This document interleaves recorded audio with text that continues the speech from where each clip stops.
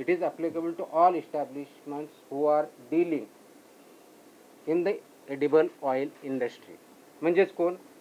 तेल expeller units म्हणजे oil expeller units, solvent extraction unit, तेल शुद्धीकरण जे करतात ते सर्व, वनस्पती, इंटर स्टरिफाईड वनस्पती मेद, बेकरी शॉर्टनिंग, मार्गारीन व टेबल स्प्रेड यांचे उत्पादक, बहुस्रोत खाद्य वनस्पती तेलाचे ब्लेंडर्स, पुनर्पॅकिंग अँड पुनर्लेबलिंग इंडस्ट्री, आयातदार, घाऊक विक्रेते, वितरक, सुपर स्टॉकिस्ट व वाहतूकदार आणि किराणा दुकाने, सुपरमार्केट, डिपार्टमेंटल स्टोअर तसेच ई कॉमर्स आणि ऑनलाईन विक्रेते. दिस इज ॲप्लिकेबल टू ऑल. म्हणजेच तुमचं प्रोडक्शनपासून ते विक्रीपर्यंत सर्वजण याच्यामध्ये कव्हर होतात. याचबरोबर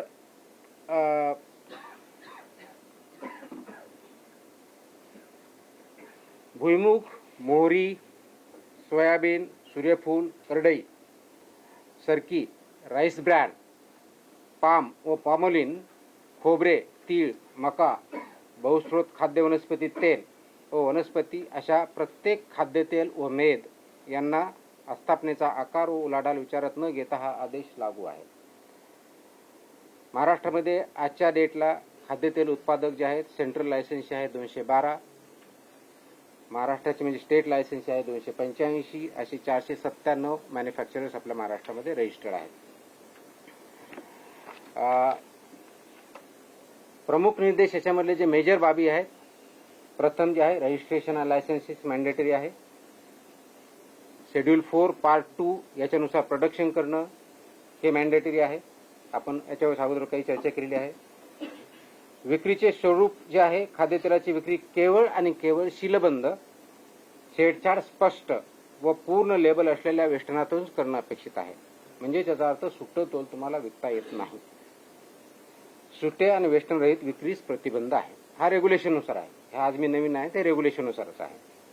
सुट्ट्या तेल स्वरूपातील तेल रवाना करणारा उत्पादक, दिस इज ऑल्सो इम्पॉर्टंट, म्हणजे जो सुट्टं तेल ट्रान्सपोर्ट करतो म्हणजे जो जिथून सेल करतो तो उत्पादक अथवा वितरक हा मूळ उल्लंघन करता असतो. He is basically basic offender. आणि त्याचबरोबर कलम 26 व 27 म्हणून त्याच्यावर जबाबदारी निश्चित करण्यात येते. किरकोळ विक्रेत्याने म्हणजे जे कोण आपण म्हणतो किराणा दुकान असेल, छोटं सुपर मार्केट असेल, जे कोण असेल, विनाशील अथवा छेडछाड झालेली खेप नाकारणं अपेक्षित आहे. त्यांना जर कोणी सेल करत असेल तर ते त्यांनी ॲक्सेप्ट करू नये व पुरवठादाराची माहिती अन्न सुरक्षा अधिकाऱ्यास कळवणं अपेक्षित आहे. त्यांनी जर हे केलं नाही तर ते पण तेवढ्याच बाबतीत जबाबदार राहतात. बहुस्रोत खाद्य वनस्पती तेल जे आहे आणि मोहरी तेलाच्या बाबतीत स्पेसिफिक सूचना आहे. आगमार्क प्रमाणपत्रासह 15 किलोग्रॅमपेक्षा अधिक नसलेल्या सीलबंद वेष्टनातच विक्री करणं अपेक्षित आहे. वेष्टनाच्या दर्शनी भागावरती बहुस्रोत खाद्यतेल ही घोषणा असणं अपेक्षित आहे.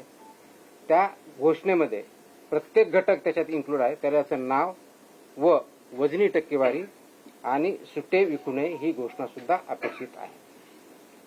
8 जून 2021 नंतर उत्पादित कोणत्याही बहुस्रोत खाद्य वनस्पती तेलात मोहरी तेलाचा समावेश करता येणार नाही. याचं नोटिफिकेशन ऑलरेडी 2021 मध्ये काढलेलं आहे. त्याच्यामुळे मोहरीचं तेल जर विकायचं असेल ते फक्त 100% तेल शुद्ध मोहरी सेपरेट एंटिटी म्हणूनच विकता येतं. ते मिक्सर करता येत नाही. तिसरा जो महत्वाचा मुद्दा आहे गुणवत्ता व भेसळ या बाबतीतला आहे. ऑर्जोमेन तेल, खनिज तेल, एरंडेल तेल व ट्रायऑर्थोक्रेसिल फॉस्फेट यांची उपस्थिती पूर्णतः प्रतिबंधित आहे. ऑइलमध्ये, एडिबल ऑइलमध्ये याच्यामध्ये कोणताही आयटम किती not even single particle of that can be should be available here. It's absolutely prohibited because it is unsafe. औद्योगिक ट्रान्सफॅट ऍसिड एकूण तेल किंवा मेदाच्या वजनाच्या 2% पेक्षा जास्त असणार नाही. रिफाईन तेलाचे आम्लमूल्य 0.5 किलोग्रॅम पेक्षा अधिक असणार नाही.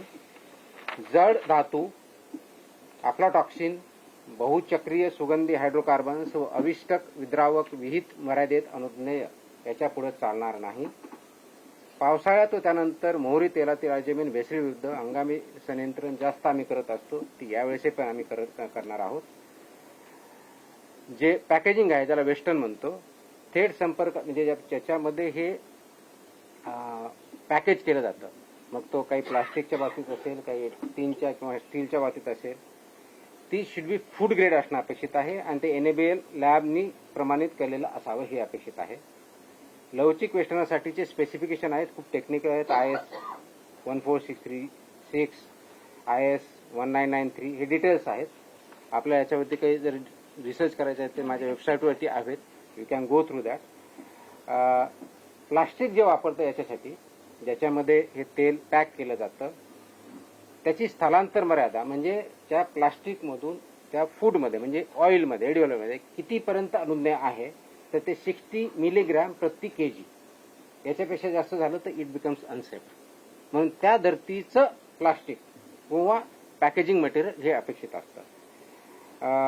आणि DHP सारखं जे प्लास्टिक आहे त्याची विशिष्ट मर्यादा ही 1.5 मिलीग्रॅम पर केजी आहे. त्याच्यामुळं पुनर्चक्रित प्लास्टिक जे आहे केवळ अन्न प्राधिकरणाकडून प्राधिकृत जे आहेत त्यांच्याकडूनच अवेलेबल करून घ्यावे. त्याचप्रमाणे त्यांची विक्री करून ते त्या मानांकनाचे आहेत हे बघावं आणि त्यानंतर ते वापर करावा. साठवणूक आणि वाहतूक याच्या बाबतीत सर्वात महत्वाची गोष्ट आहे की थेट सूर्यप्रकाश, उष्णता व गंधयुक्त वा घातक पदार्थापासून दूर ठेवणं अपेक्षित आहे, कारण त्याचा इम्पॅक्ट त्याच्या क्वालिटीवरती होतो. त्याचबरोबर FIFO मेथड वापरणं अपेक्षित आहे. घातक पदार्थ, खनिज तेल किंवा अखाद्य माल वाहून नेण्यापूर्वी वापरात असलेले टँकर खाद्यतेलाच्या ट्रान्सपोर्टेशनसाठी वापरता येणार नाही, ते प्रोहिबिटेड आहे.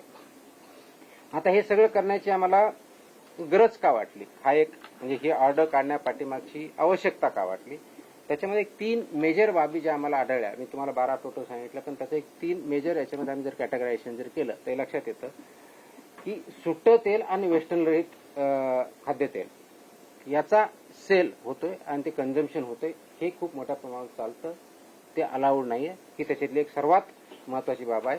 हे का होतं तर त्याच्यामध्ये लेबल नसतं, बॅच क्रमांक नसतो, वेस्टर्न नसतं, दिनांक नसतो, कधी मॅन्युफॅक्चर केलं ते माहीत नसतं, आणि हे माहीत नसल्यामुळे त्याचा स्रोत माहीत नसतो, आणि त्याच्यामुळे असं जर सापडलं, त्याच्यात फूड पॉइझनिंग झाली, त्याची केस झाली, तर ते कुठून आलंय, त्याचा स्रोत काय हे माहीत नसल्यामुळे आपल्याला कारवाई करता येत नाही, म्हणून हे प्रोहिबिटेड आहे. तर अशा प्रकारच्या घटना घडू नयेत, ते अनसेफ आहे. हा एक सर्वात मोठाचा धोका याच्यातून निर्माण झालेला आहे, आणि म्हणून त्या अनुषंगाने याच्यावरती जास्त स्ट्रिंजंट कारवाई करणं अपेक्षित, हा पहिला मुद्दा. दुसरा जो मुद्दा आमच्या मेजर निदर्शनास आला आहे, वापरलेल्या किंवा गंजलेल्या डब्यात पुनर्भरणं. म्हणजे बऱ्याच अंशी एक खूप मोठी इंडस्ट्री याच्यावरती काम करते की हे जे यूज टीन आहेत म्हणजे डबे ज्याला म्हणू आपण, की ते परत रियूज करतात पॅकिंगसाठी, विच इज प्रोहिबिटेड. ते रियूज करण्यात येताना त्याच्यामध्ये अडल्टरेशन होऊ शकतं, अनसेफ होऊ शकतं, आणि त्याचा वापर झाल्यामुळे जे ह्युमनसाठी कन्झम्पशनसाठी अलाउड नाहीये, प्रोहिबिटेड आहे किंवा अनसेफ आहे, असा प्रॉडक्ट तयार होतो. म्हणून खनिज तेल, वंगण, रंग किंवा रसायने साठवलेल्या डब्यांचा पुनर्वापर तसेच डाग वेल्डिंग केलेल्या डब्यामधून धातूजन्य दूषितता होऊ शकते, आणि म्हणून त्याचा वापर प्रोहिबिटेड आहे. परंतु या इंडस्ट्रीमध्ये काही इस्टॅब्लिशमेंट इलिगली हे वापरतात, त्याच्यामुळे त्यांच्यावरती कारवाई जास्त प्रमाणात होणं अपेक्षित. हा दुसरा मेजर विषय आमच्यावरती आम्हाला जो आढळून आलेला आहे तो आहे. आणि तिसरा आणि अत्यंत महत्वाचा, विशेष करून तुम्हा आमच्या सगळ्यांसाठी जे मोठ्या सिटीजमध्ये राहतात, मोठ्या हॉटेल्समध्ये किंवा रेस्टॉरंटमध्ये राहतात, त्यांच्यासाठी की तळणीच्या तेलांचा वारंवार वापर, हे जे ऑइल यूज केलेलं आहे त्याचा परत रियूज होतो. ते वारंवार तापल्यानंतर काय होतं तर त्याच्यामध्ये हानिकारक ध्रुवीय संयुगे, ट्रान्स फॅटी ऍसिड्स तयार होतात, अल्डिहाइड्स तयार होतात, आणि त्याचा परिणाम आपल्या हेल्थवरती होतो.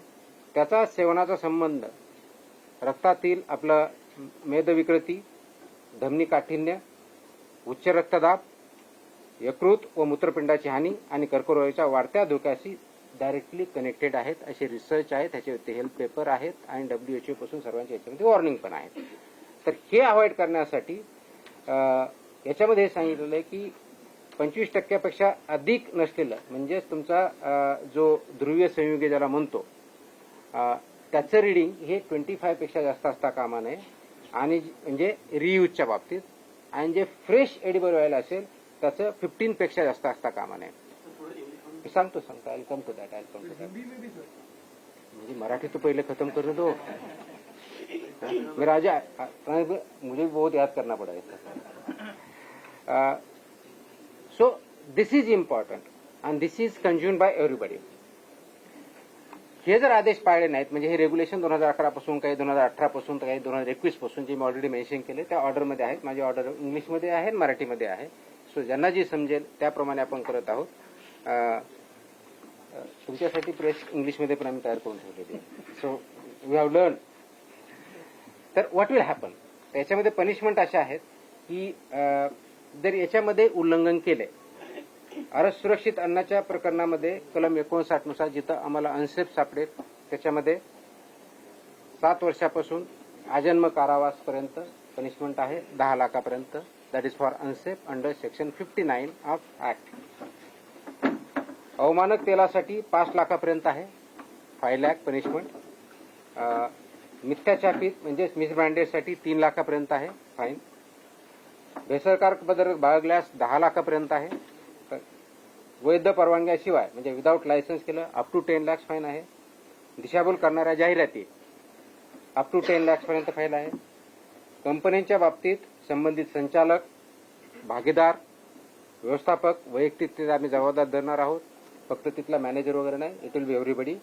आणि आवश्यकतेनुसार त्याचं परवाना निलंबन असेल इम्प्रुव्हमेंट नोटिसेस असतील रद्द करण्याची प्रोसेस ती नियमानुसार केली जाईल आता हे करत असताना कंप्लेन करण्याची मेकॅनिझम आपल्याकडे अवेलेबल आहे परत आपल्या माहितीसाठी सांगतो की जर हे जर असेल ग्राहकांनी किंवा नागरिकांनी काय करायचं ज्यावेळेस आपण तुम्ही मी मार्केटमध्ये जातो त्यावेळेस तुम्ही मी काय केलं पाहिजे तर पहिली गोष्ट सुट्टं तेल विकत घ्यायचं नाही please don't buy loose oil edible oil number 1 number 2 जर ते पॅक आहे तर त्याचं लेबल बघा लेबलवरचा बॅच क्रमांक बघा मॅन्युफॅक्चरिंग डेट बघा बेस्ट बिफोर किंवा एक्सपायरी डेट बघा वेस्टर्न त्या सगळ्या गोष्टी सीलबंद आहे का ते चेक करा मग टीनचं असेल नाही तर प्लास्टिकचं असेल this is what citizen should do consumer should do जुन्या गंजलेल्या किंवा पुनर्वापरित डब्यातील तेल विकत घेऊ नये आपल्याला सर्वसाधारणपणे जर दिसला तर ते अवॉइड करावं त्याची रिपोर्टिंग करावी विल ऍक्ट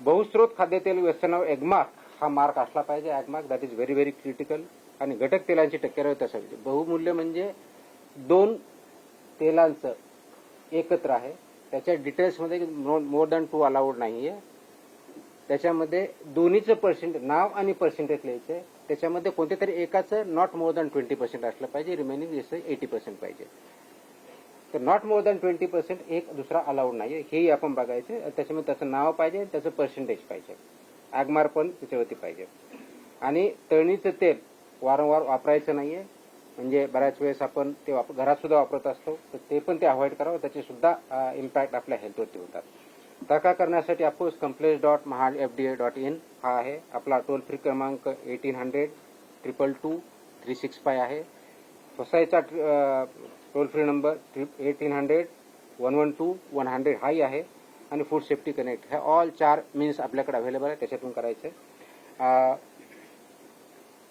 माझा व्हाय हा जो प्रश्न आहे की हे का तर माझ्यामध्ये असं मी कोट दिलेला आहे तो थोडा लॉंग आहे पण त्याचं शॉर्टमध्ये मी सांगतो की हा फक्त इश्यू फसवणुकीपुरता मर्यादित नाही आहे हा जो इश्यू आहे फक्त फसवणूक किंवा कुणाच तरी पैसे कमवणं किंवा पैशाच्या बाबतीत करणं याच्यापुरता मर्यादित नाहीये तर अर्जेमेन जे आहे अडल्चरंट याच्यामुळं एपिडेमिक आता अनेक वर्षापूर्वी तयार झाले आहेत एपिडेमिक ड्रॉप्सी उद्रेक होऊन हृदय निकामी होणे असे प्रकार घडलेले आहेत काचबिंदू व मृत्यू असे परिणाम झालेले आहेत गंजलेल्या व डाग वेल्डिंग केलेल्या डब्यातून शिशे तेलात उतरतं ज्याला आपण लेड म्हणतो जे बालकाच्या मेंदू विकासावरती परिणाम करतं वारंवार तापविलेल्या तेलातील ट्रान्स फॅटी ऍसिड व ऑक्सिडीकरणामुळे धमनी काठिण्य ज्याला म्हणतो उच्च रक्तदाब यकृत मूत्रपिंडाची हानी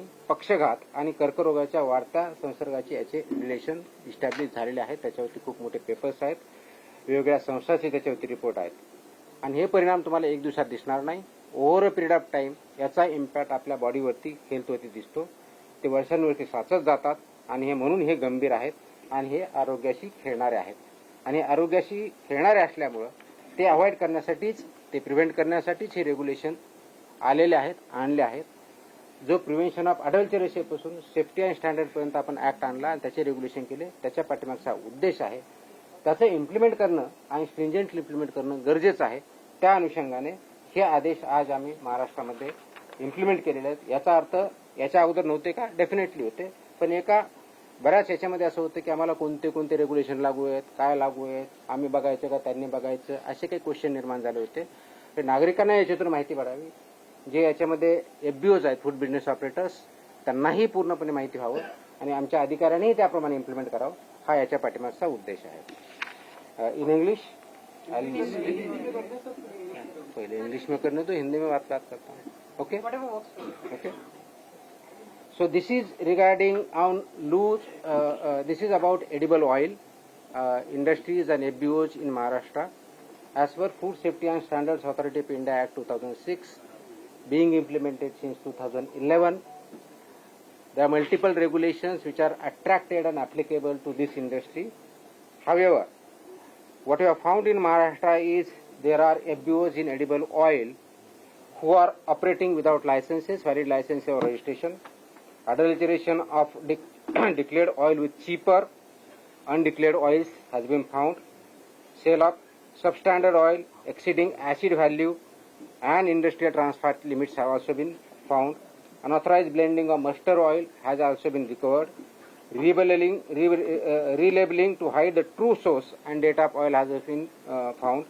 Repackaging near expiry oil also been found, and use of non-food grade packaging material has also been found.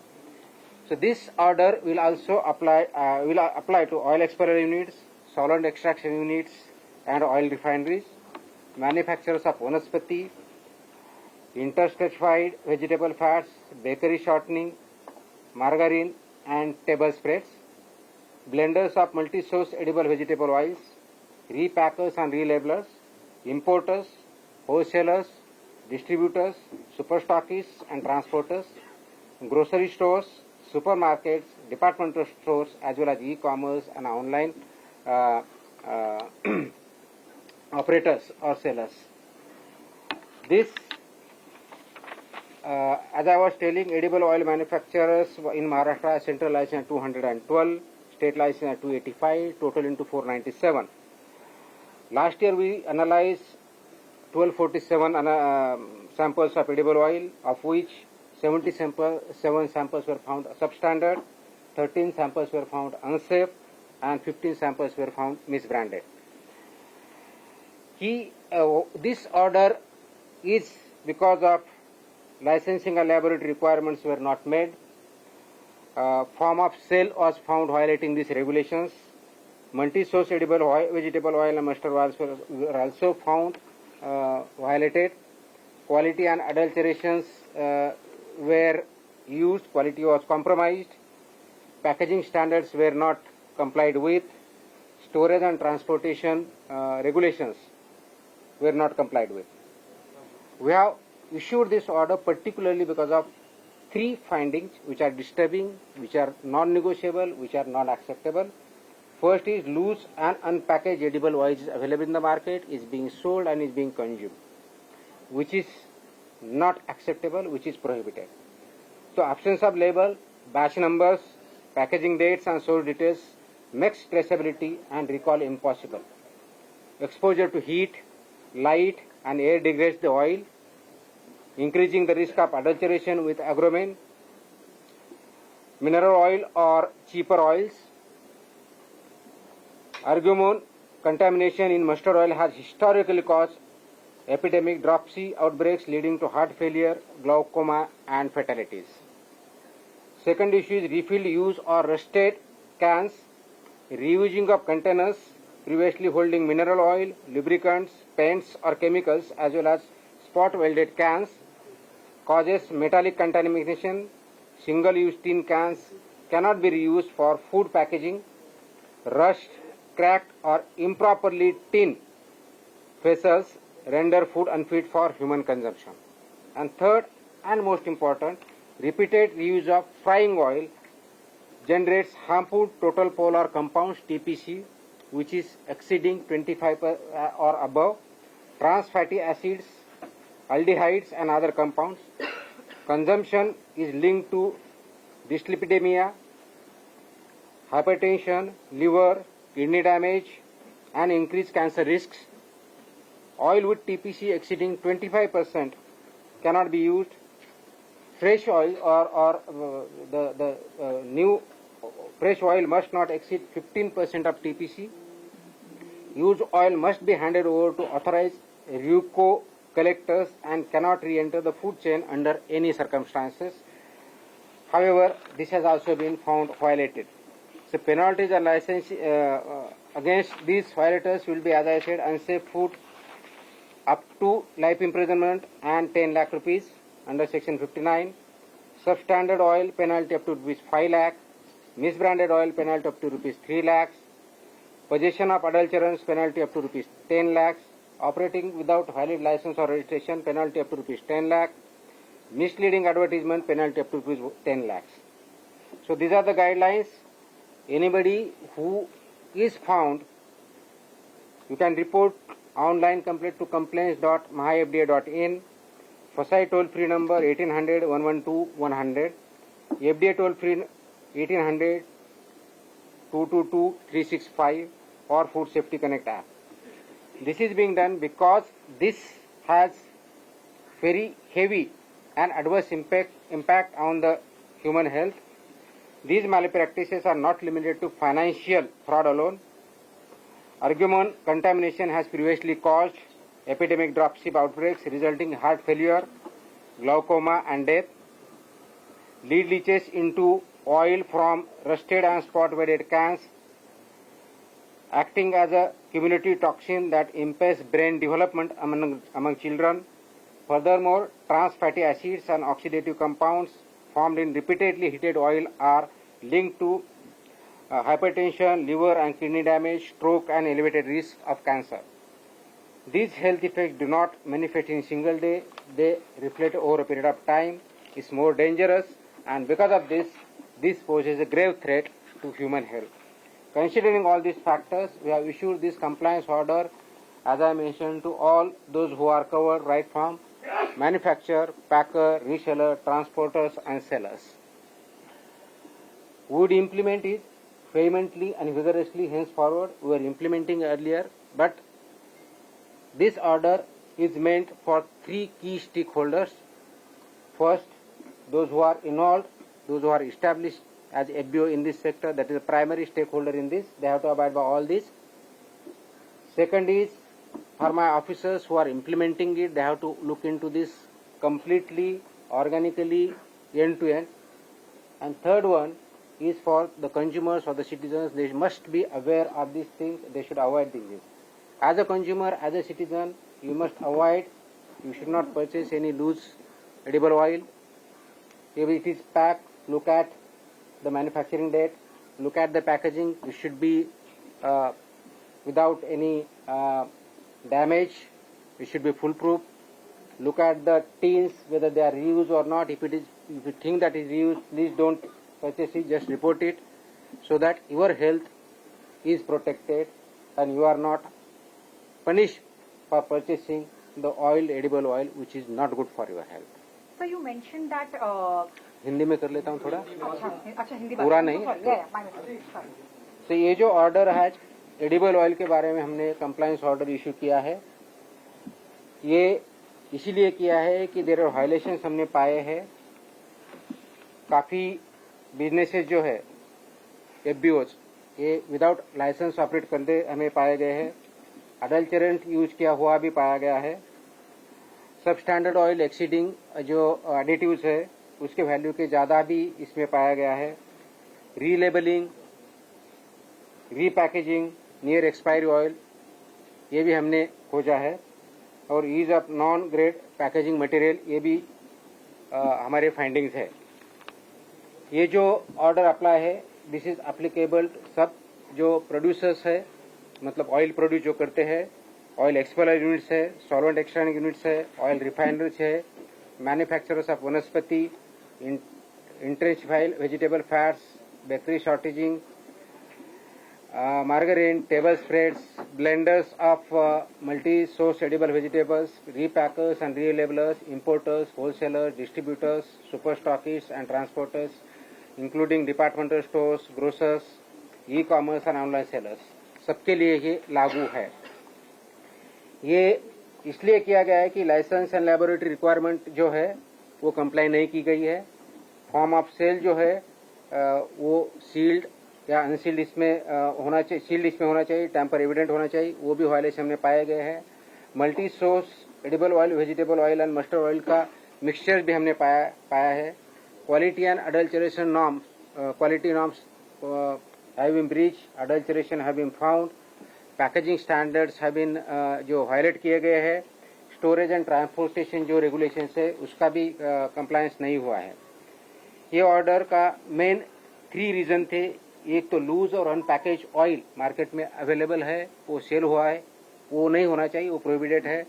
दूसरा रीफिलिंग यूज और रस्टेड कैंस का भी यूज हमने पाया है, वो भी नहीं होना चाहिए. और repeated reuse of frying oil, ये भी जो हेल्थ के लिए हानिकारक है, वो भी पाया गया है. ये इसलिए हमने ऑर्डर इश्यू किए गए. इसका इम्प्लीमेंटेशन अभी भी हो रहा है, आगे भी होगा. सबसे ज्यादा इम्पोर्टेंट ये जो एब्यूज इसमें रजिस्टर्ड है वो इम्प्लीमेंटेशन करना चाहिए, कंप्लायंस करना चाहिए. एफडीए ने इसका स्ट्रिक्टली इन्फोर्समेंट करना चाहिए. और नागरिक जो है, सिटीजन जो है, उन्होंने इस हिसाब से ही खरीदना करना चाहिए. जो लूज एडिबल ऑयल है वो परचेस नहीं करना चाहिए, यूज नहीं करना चाहिए. पैकेज जो है वही खरीदी करो जिसमें लेबल पढ़ो. लेबल में उसका मैन्युफैक्चरिंग डेट होना चाहिए, बेस्ट बिफोर होना चाहिए. वो लेबल पे कुछ मार्क या अगर इनएलिजिबल है, रीड नहीं कर सकते, वो मत खरीदो, वो रिपोर्ट करो. अगर ऐसा किया जाए तो आपकी सेहत ठीक रहेगी. हम जो खरीद कर रहे हैं वो सही तरीके से है, ये देखना चाहिए. क्योंकि टीपीसी लेवल 25 के ऊपर गया तो it amounts to trans fat and that is not good for health. Reuse वाला जो ऑयल है, जो फ्रेश ऑयल है, उसका नॉट मोर देन 15% होना चाहिए और रीयूज वाला है not more than 25% TPC level होनी चाहिए. Yes. So you mentioned that crude oil tankers were being used to. So you I cannot hear multiple. I one at so a you time. mentioned that crude oil tankers were being used to transport the. I started first. No, Marathi.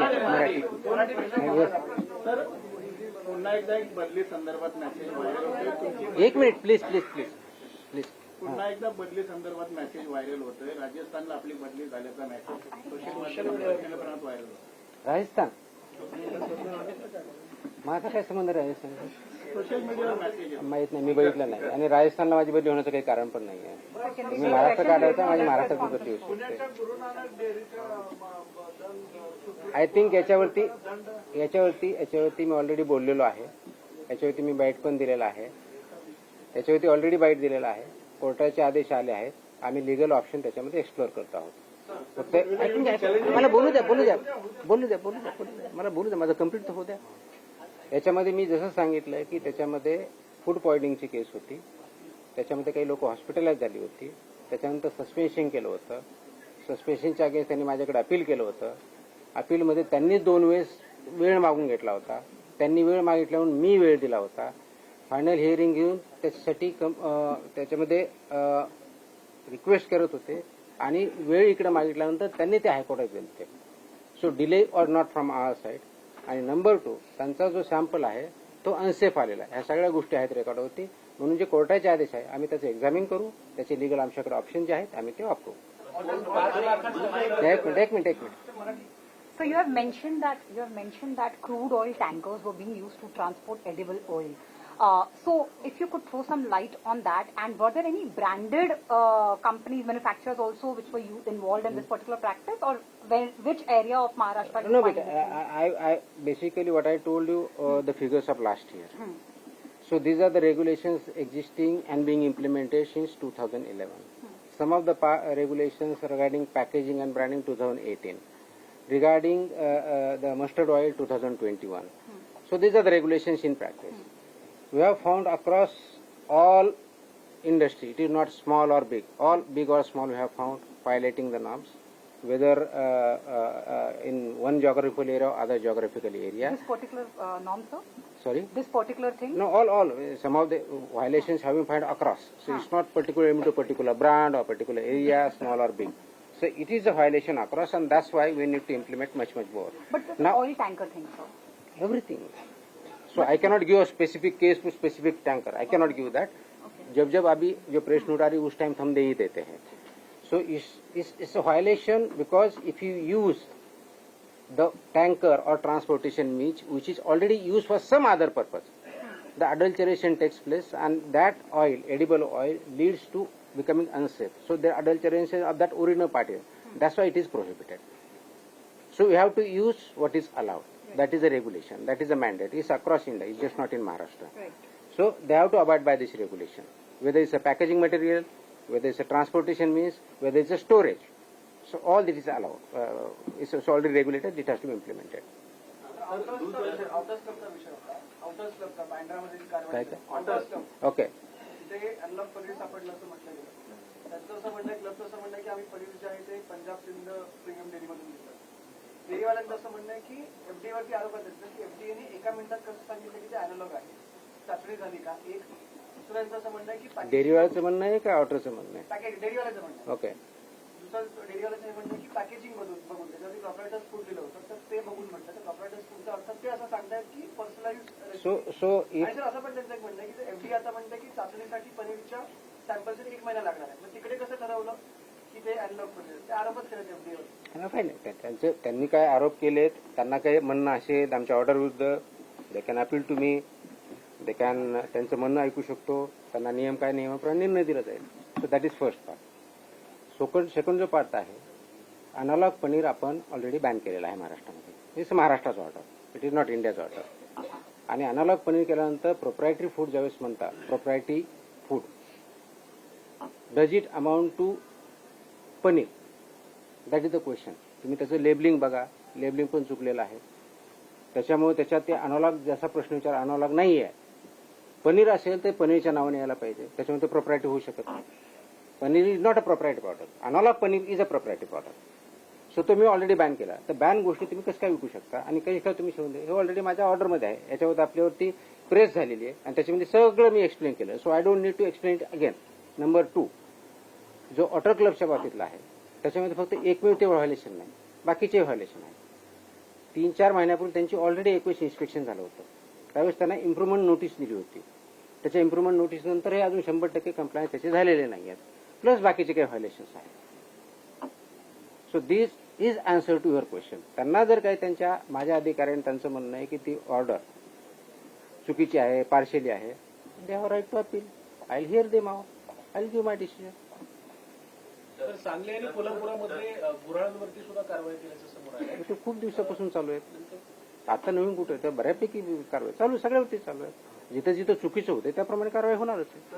तर आपण दूध oil बद्दल जे म्हणताय, तर पुण्यासारख्या ठिकाणी branded ह्याच्यात भेसळ असते किंवा ते पाम ऑइल असतं म्हणून काही तुम्ही तुमच्या शेंगदाणे आणा, आम्ही तुम्हाला गाळून देतो असे युनिट सुरू झालेले आहेत. तर आता लोकांचं असं म्हणणं आहे की ते आमच्यासाठी जास्त शुद्ध आहे. तुम्ही म्हणताय की ते दूध असतं. नाही, मी नाही म्हणत आहे. हे सायंटिफिकली प्रूव्ह झालेले रेग्युलेशन्स आहेत. सो नियम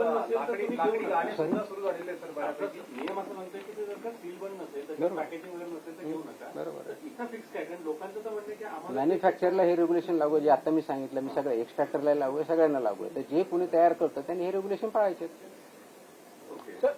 सिम्पल आहे. It's very clear. मी आत्ताच हे सांगितलं. आधीपासून होतं म्हणून विचारलं. पण ती हे इंडस्ट्री कंप्लायन्स ऑर्डर बऱ्याच यासाठी करतात की बऱ्याच लोकांना हे माहीत नसतं किंवा निग्लेक्ट केलं जातं. What ever the reason. त्याच्या पाठीमागचे कारण आहे. सो म्हणून हे कंप्लायन्स ऑर्डर मला का काढावे लागतात आणि हे माध्यम मी का स्वीकारलं त्याचं कारणच हे आहे. याच्यामध्ये अवेअरनेस पण झाला पाहिजे, नागरिकांमध्ये झाला पाहिजे, एफबीओजमध्ये झाला पाहिजे, आमच्या अधिकाऱ्यांनी त्याप्रमाणे त्याच्याकडे बघितलं पाहिजे. सो ती सगळे स्टेक होल्डरला जर हे माहीत झालं तर त्याचं इम्प्लिमेंटेशन कंप्लायन्स आणखी चांगल्या पद्धतीने होईल. हा त्याच्या पाठीमागचा उद्देश आहे. एक मिनिट त्यांनी अगोदर विचारलं होतं. हायकोर्टाने आपल्या ऍक्शनच्या विरोधात बरेच I think I have already ऐकून याच्यावरती मी आत्ताच बोललोय. आत्ता 2 मिनिटं पण नाही झालेले. I just spoke. आत्ताच बोललोय. So let's not. आत्ताच बोललोय. 2 मिनिटं पण नाही झाले. So why are you repeating the same question? त्याला काय अर्थ नाही. I have already त्याच्यावर उत्तर दिलेलं आहे. So how many times should I repeat? This question sir, actually Vimal इलायचीची तुम्ही शोकॉज नोटीस पाठवली, त्याच्यामध्ये तिन्ही स्टार्सला रिटर्न एक्सप्लेनेशन विदिन 15 डेज सांगितलं. त्याच्या व्यतिरिक्त सोशल मीडिया प्लॅटफॉर्म मधनं सगळं जे आहे त्यांचे इलायचीची ऍडव्हर्टाइजमेंट काढण्यासाठी पण ते शोकॉज नोटीसमध्ये आहे. वन, त्यांनी एक्सप्लेनेशन लेटर पाठवलंय का? हा एक प्रश्न. दुसरा, विमल इलायचीचं स्वतःचं सोशल मीडिया हँडल आहे from YouTube, Instagram and everything. तर या तिन्ही सोशल मीडिया हँडल्स किंवा विमल इलायचीवाल्यांना एफडीए करणं काही नोटीस गेली आहे का स्टार्स बरोबर? कारण ते तिकडे प्रमोशन त्यांचं आत्ताही सुरू आहे. 3 तासाआधी अजय देवगण आणि या सगळ्यांचे ते इलायचीची ऍड्स त्या सोशल मीडियावर ते त्याच्यासाठीच आपण त्यांना नोटीस दिलेली आहे, त्यांना वेळ दिलेला आहे. त्यांचं एक्सप्लेनेशन आल्यानंतर पुढची कारवाई आलंय का होईल. अजून? नाही अजून नाही. कुठे?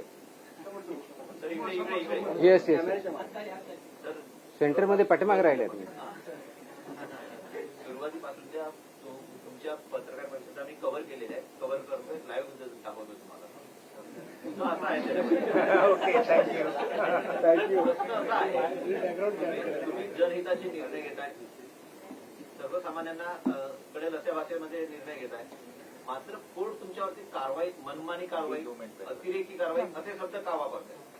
No, but his question was right. Your question to answer was different. Sir, you replied regarding the imposition of fine. You didn't reply about the observation made by the High Court. याच्या अगोदरच्या प्रेसमध्ये सुद्धा I had reply to that. Sir, if you could repeat that, it will take like 10 seconds. There is no point. I am clearly telling you, if there are observations made by High Court, we take it seriously. At the same time, we make sure that we follow the law. We are not exceeding our jurisdiction. We are following the due process, and if at all somewhere this has happened, we will rectify it. There is no question about it. तुम्ही मलाकडे जे order आहे त्याच्याबद्दल बोलू शकतो. आता कोर्टामध्ये interaction मध्ये काय झालं त्याच्यावर तुम्ही बोलू शकत नाही. You are expecting me to react to that. I can't do that. Please understand. माझ्याकडं तुमची ऑर्डर हायकोर्टाच्या मी तुम्हाला प्रेसमध्ये दाखवल्या होत्या की इट इज अप्रिशिएटेड. त्याच्याबद्दल तुम्ही काय बोलत नाही, मग त्याच्यावर तुम्ही बोलत बसायचं का? So let's keep it. Whatever, because court is there always, anybody can approach the court. Read jurisdiction जाऊ शकतं. If the court finds that there is some error, they will point it out, and we need to work on that. If we think that we are failed in convincing the court, giving the proper documentation or evidence, we should work on that. We are very clear. We will not exceed our jurisdiction. We will follow the due process, we will follow the law, and we will implement the law. We are very clear about this. Indian रेल्वेजमध्ये तुमचा आताच झाला ना प्रश्न. सोनाई लीगवर कारवाई नाही. एक minute. Street food vendor जो होता है वो पीएमसी की जुरिडिक्शन में, बट एफडीए और पीएमसी का कोई कोलैबोरेटिव अप्रोच कि वो लोग कंप्लाइंट हो रहे हैं कि नहीं हो रहा है. मैं आपको बहुत से मेरे पास फोटो आए हैं, मेरे ऑफिसर चेक करते हैं, उसमें रास्ते पे चाइनीज का भी कलर चेंज हुआ है, ये भी दिखा है. वड़ा पाव का पेपर में नहीं जाता है, ये भी चेंज हुआ है, ऑयल भी चेंज हुआ है, मैं दिखा सकता हूँ. It's not question of collaboration. Not food licence है और registration is with us. Vendor licence से उनके रहते हैं. So there is actually a coordination, proper coordination. We are working on it. So street food पे कार्रवाई नहीं हो रही, ये भी बोलना गलत है. वो कंप्लेन नहीं कर रहे, ये भी नहीं गलत होता. आप बोलोगे कि यहाँ पे पड़ा है. Yes, wherever there is a complain और वी सी, एंड हमारे ड्राइव चलते ही रहते, कंटिन्यूअस रहते हैं. So we act against all. Sorry? Yes. All take care of it. We'll all take care of it. Sonai दुधावर जी कारवाई झाली होती, सोनाई दुधावर त्याच्यावरती आता काय निर्बंध आहेत का ते? कारण आता सोनाई दूध सध्या सुरू आहे, मग त्यांना वेळ दिला नाही तर अजून निघाले. नाही. त्याच्यामध्ये पाठीमागच्या एका प्रेस कॉन्फरन्सवरती आपण का कोणतरी विचारला होता तो प्रश्न. त्याच्यामधल्या फाइंडिंगवरती पुढच्या फाइंडिंग चालू आहे किंवा त्याच्या पुढच्यामधून ज्या काय माहिती आली त्याचं इन्व्हेस्टिगेशन चालू आहे. त्याच्यामध्ये त्याचे सॅम्पल पण आलेले आहे. त्याच्यात मी आता काही कमेंट करणार नाही. काय ते इन्व्हेस्टिगेशन एका पर्टिक्युलर क्रिटिकल लेवलला आहे. त्या जशा फाइंडिंग पूर्ण होतील त्यावेळेस आपल्याला ते कळेल. So don't worry about it. तुम्हाला अशी काळजी करण्यासारखं त्याच्यात काही नाहीये. आम्हाला जर ती माहिती द्यायचीच नसेल तर आम्हीच सांगितलं नसतं, आम्ही तिथं कारवाई केली असेल. सो असं काही तुमच्या मनात जर असेल तर पहिले डोक्यातून काढून टाका. We are very much transparent आणि प्रत्येक कारवाई आम्ही प्रेसने कळवतोय. So you should not take any doubt about what is happening there. Okay. एक मिनट. Action was initiated at Radio 1 Club today. There was some inspection at Radio 1 उसका press note आएगा ना अगर कुछ होगा तो. उसका प्रेस नोट आएगा ना। एक मिनट तेल को लेकर जो कंप्लायंस Sorry? ऑर्डर आपने तेल को लेकर जो कंप्लायंस ऑर्डर जारी किया उसमें कितने सैंपल्स की जांच हुई थी, पिछले साल कितने तेल पकड़ा गया था, क्या उसका कॉस्ट? हाँ मैंने अपने हाँ हिंदी में नहीं बताया, मैं बताता हूँ। हाँ बताओ बताओ। अगर कोई हाँ लास्ट ईयर हमने लगभग 1247 सैंपल एडिबल ऑयल के लिए थे। उसमें से स्टैंडर्ड पाए गए 1142 1142, सब स्टैंडर्ड 77, अनसेफ 13 और मिस ब्रांडेड 15। तो ये उसका है। उसका स्टॉक जो था 3,20,781 kg सीज किया गया था और उसका वैल्यू था 531 lakh rupees. So this are the findings of last year. ये लास्ट ईयर की ये जो फाइंडिंग्स है ये डेटा है, उसी हिसाब से हमने इस पे कार्रवाई अभी बढ़ाई है और ये कंप्लायंस ऑर्डर उसी इस डायरेक्शन का अगला और स्ट्रिंजेंट स्ट्रांग स्टेप है कि जिसकी वजह से लोगों को ये जो एडिबल ऑयल है वो सेफ मिले, ना मिस ब्रांडेड, ना अनसेफ, ना सब स्टैंडर्ड। इसकी वजह से ये इम्प्लीमेंट करना जरूरी है और लोगों को भी पता होना जरूरी है कि उन्होंने क्या करना चाहिए। सजा क्या होगी सर जो पालन नहीं करेंगे? सजा मैंने बताया हिंदी में, आई थिंक आई मिस्ड। तो सजा ये है कि अगर ये अनसेफ पाया जाता है तो लाइफ इम्प्रिजमेंट तक का उनका प्रोविजन है, प्रावधान है। 10 लाख तक की उसमें जुर्माना भी लग सकता है। उसके साथ अनसेफ के साथ पेनल्टीज जो है उसमें सब स्टैंडर्ड अगर मिलता है तो 5 लाख तक की पेनल्टी है। मिस ब्रांडेड अगर मिलता है तो 3 लाख तक की पेनल्टी है। जो अडल्चरेंट है अगर वो मिलता है किसी के पास जो एब्यूज है वो 10 लाख तक की पेनल्टी है। विदाउट लाइसेंस विदाउट रजिस्ट्रेशन काम कर रहा है तो उनको 10 लाख तक की पेनल्टी है और मिसलीडिंग एडवर्टीजमेंट है तो 10 लाख तक के प्रावधान। रीहीटिंग को लेकर भी आपने कहा सर, तो जो हाँ, छोटे जो बेसिकली रीयूज है, ये क्या होता है कि बहुत से इंस्टीट्यूट है जैसे कि होटल्स हो, रेस्टोरेंट हो, यहाँ पे ये ऑयल बार बार यूज किया जाता है और बार बार यूज करने के बाद उसका क्वालिटी सब स्टैंडर्ड हो जाता है। इसको टीपीसी लेवल बोलते हैं। ये टीपीसी लेवल ऑयल का 25 रीयूज वाला 25 से ज्यादा नहीं होना चाहिए, 25% से ज्यादा नहीं होता। वो इंस्ट्रूमेंट उसमें दिखता है, सबको दिखता है। तो वो 25% से ज्यादा होता है तो उसका इम्पैक्ट वो फैट की जगह ट्रांसफैट में कन्वर्ट होता है और trans fat is very dangerous to our health. इसीलिए वो टीपीसी 25 लेवल से ऊपर नहीं होना चाहिए। जो फ्रेश ऑयल है उसका टीपीसी लेवल 15 से ज्यादा नहीं होनी चाहिए। तो रीयूज होता है और उसका आई थिंक इंग्लिश में मराठी में बोलना भूल गया था। टीपीसी ये जो रीयूज है तो इसके लिए र्यूको गाइडलाइन है, reuse purpose use cooking oil guidelines है। उस हिसाब से देर आर एनलिस्टेड वेंडर्स, उनको उन्होंने सेल करना है या देना है और वही एजेंसी उसको प्रोसेस करके या उनका बायोडीजल या कुछ और बनाएगी। But this oil should not come in food chain again. ये फूड चेन में नहीं आना चाहिए, ये गाइडलाइन है इसकी। अभी I just sed forward, good that you brought this point. ये अगर आता है तो व्हाट हैपेंस कि समझो बड़ा होटल है, उनका 25% से ज्यादा हो वो स्टोर करते हैं और वो देने की वजह से वो जो जिसको र्यूको गाइडलाइन की जो एजेंसी है उसको देने की वजह से किसी को वो देते हैं एंड दैट बिकम्स कहीं रीटीन में जो रीयूज है उसमें डालते हैं, उसको पैक होता है, फिर उसको फ्रेश बोल के सेल किया जाता है। This is very dangerous and this is one of the reasons why we are issuing this order again and we have already on this people. There is a big industry working in this sector, particularly in and around Mumbai also, MMR region also. There are certain people who are actually doing this business.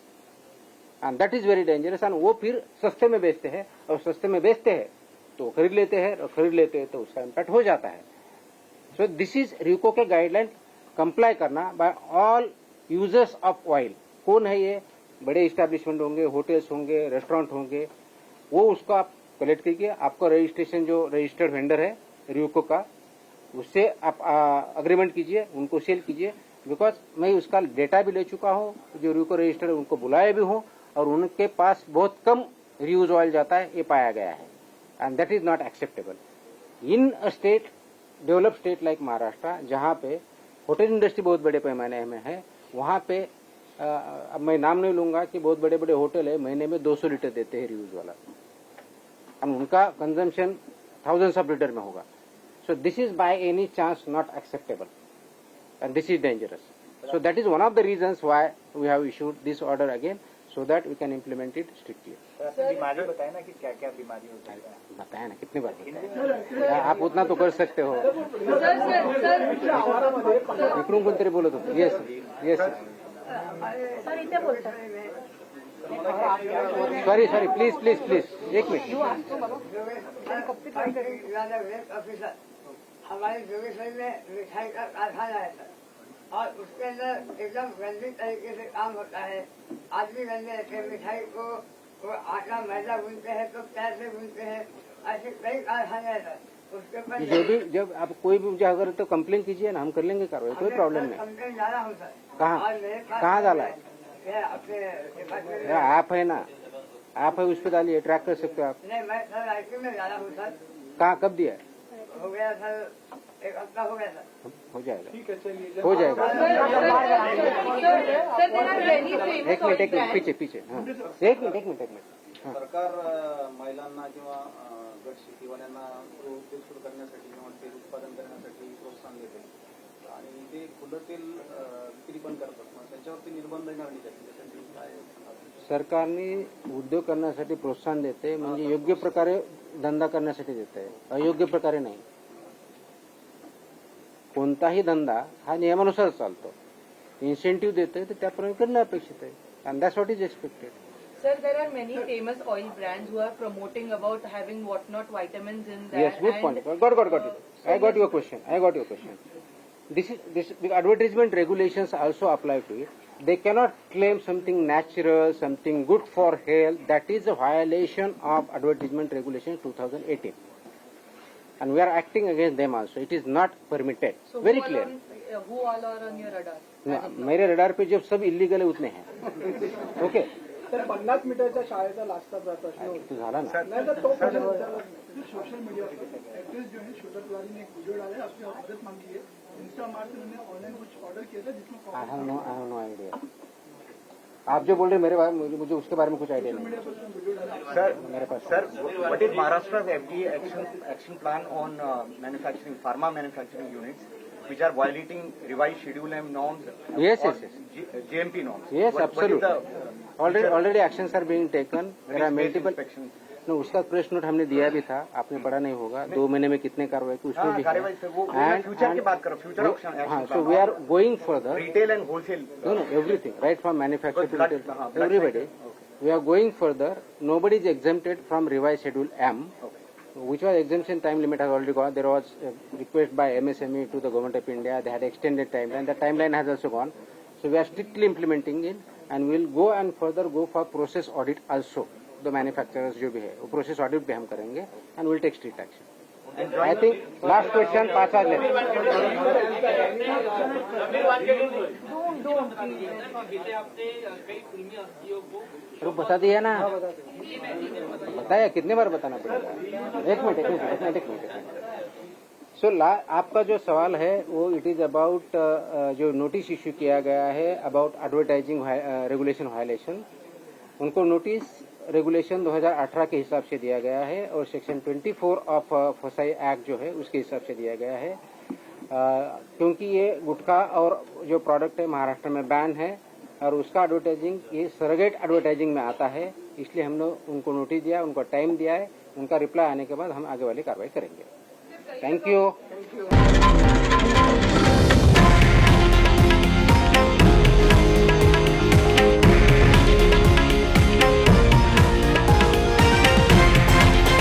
हे आहे देशातील number 1 news network आणि आपण पाहत आहात TV9 Marathi, एकमेव.